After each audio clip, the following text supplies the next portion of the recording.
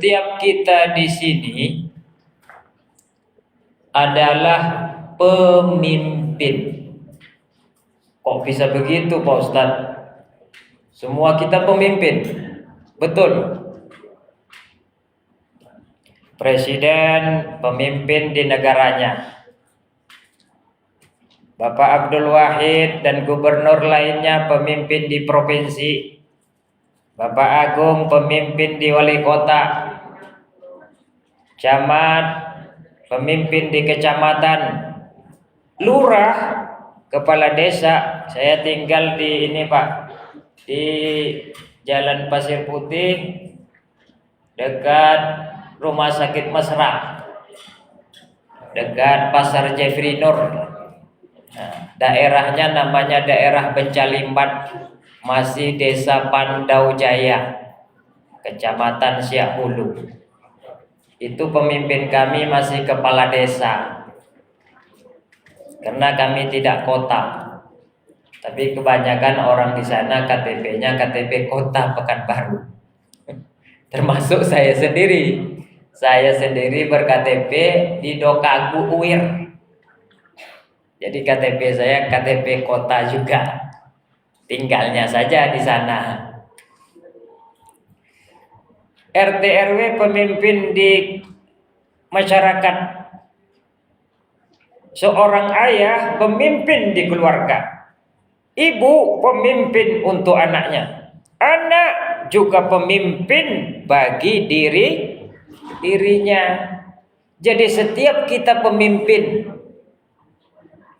Kullukum ra'in wa kullukum mas'ulun an ra'iyatihi. Setiap kamu adalah pemimpin, dan setiap pemimpin pasti akan diminta pertanggungjawabannya. Apa yang dilakukannya sehari ini, banyak dia bersedekah akan menuai nanti di akhirat. Banyak dia berzikir akan diambilnya amal zikir itu. Kalau banyak dia termenung, gimana Bu? Nanti dia juga mengambil amal termenung. Maka hidup ini kita harus evaluasi terus. Satu hari apalah yang saya kerjakan tadi ya, dari pagi sampai sore sampai malam ini. Apakah banyak amal baik ataukah banyak amal yang tidak atau belum menjadi kebaikan. Jadi semua pemimpin, ya semua pemimpin. Sekarang kita mau cerita tentang pemimpin yang adil. Diriwayatkan dulu ada pemimpin namanya Umar bin Khattab. Adil orangnya. Buktinya apa Pak Ustadz? Ketika di Mesir, gubernurnya bernama Gubernur Amru bin As. Itu ingin melebarkan masjid. Tujuannya bagus, pelebaran masjid. Tapi waktu ingin melebarkan masjid itu ada salah satu rumah yang pemiliknya bukan Islam. Pemiliknya adalah orang yang Yahudi. Karena di Madinah itu ada Islam, ada Yahudi, ada juga orang mungkin dari kafir Quraisy yang tinggal di Madinah, ataupun mungkin Nasrani orang Kristen Madinah. Jadi semuanya nggak Islam waktu Nabi Muhammad memimpin. Iya, masih ada yang tidak Islam, masih. Jadi kita jangan kaget misalnya di sini ada tetangga kita non Muslim. Ah, kayak mana ini? Nggak apa-apa. Yang dari dulu memang gitu. Ya Bu. Kita pun harus saling rukun antar sesama umat yang memiliki agama. Jadi waktu pelebaran itu Amr bin As ini ambisinya besar. Maklumlah kalau ada gubernur itu berambisi. Gunanya pun baik. pelebaran masjid. Gusur, kata Amr bin As. Enggak terima, Bu.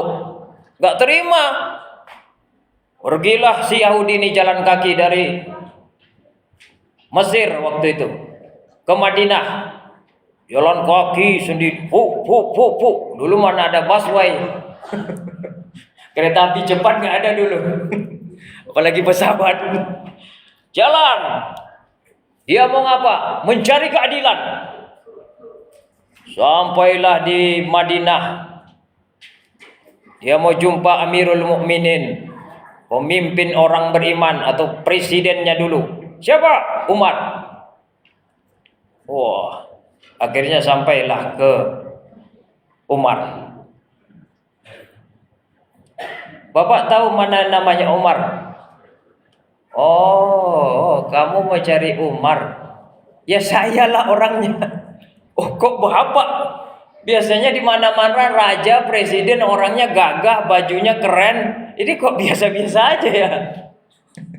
Itulah kesederhanaan pemimpin Islam zaman dulu.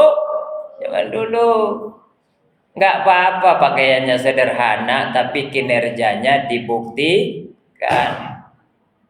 Makanya saya sering pesan kepada pemimpin-pemimpin yang baru terpilih, kayak Pak Abdul Wahid, kayak Pak Agung, tolong kalian waktu dilantik itu baca doanya jangan Allahumma lakasumtu.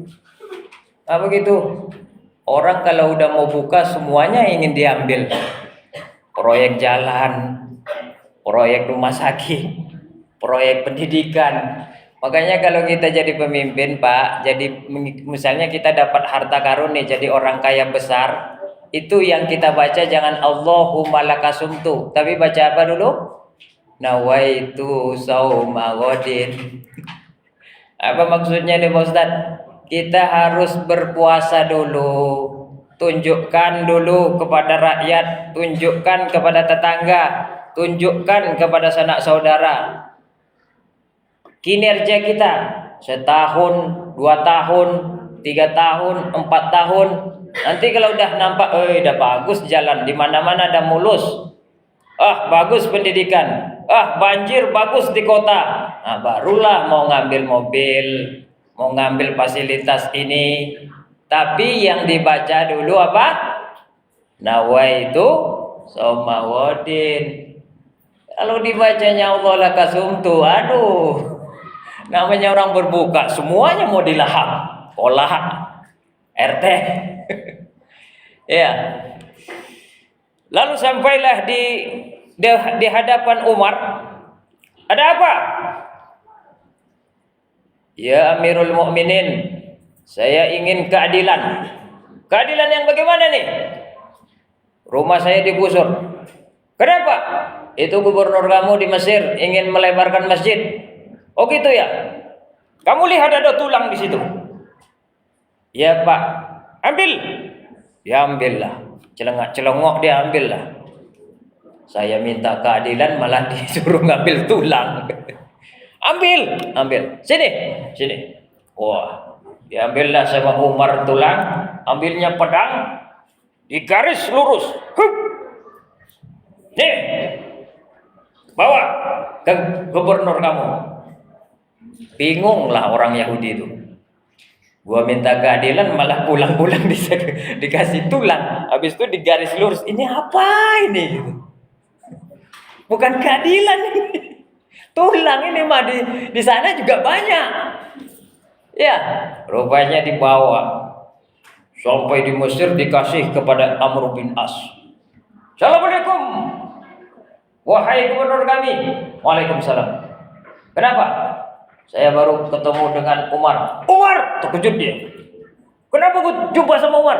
Aku pingin keadilan. Jadi apa hasilnya? Ini Pak, titipan. Dilihat sama Amr bin As, gemetar. Ini artinya saya harus berbuat lurus. Saya nggak boleh berat ke atas, tumpul ke bawah. Kamu tinggal di mana? Itu Pak, masjid yang Bapak gusur. Udah. Rumah kamu nggak